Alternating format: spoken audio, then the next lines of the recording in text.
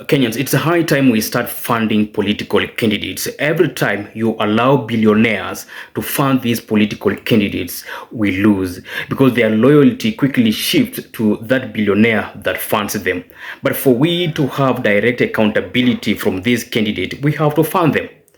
By doing that, we create a rift where this billionaire doesn't have influence over this candidate, but it is the people having that influence.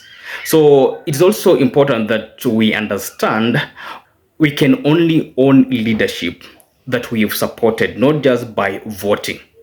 So for we to achieve that loyalty from that candidate, we must make sure we fund their campaigns. Like right now, we have Maraga asking for Kenyans to support his campaign. Kenyans will themselves fund this election, and once we are funded and get elected, yeah, you can rest assured that anybody trying to twist us or do anything, we'll tell him, look, this is a Wanjiku funded presidency.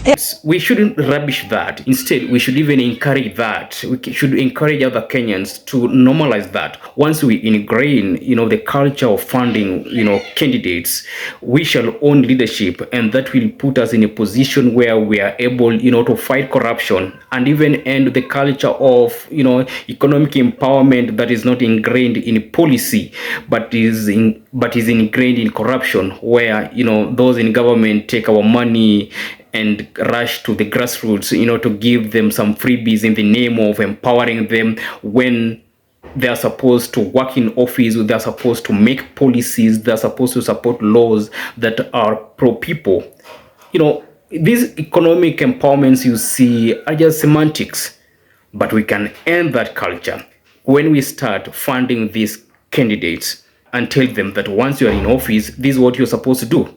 And at the same time, if we fund these candidates, they won't have the temerity, to start economic empowerment. Because if at all we were in a position to fund you to get into that office, why again would you come to us with economic empowerment?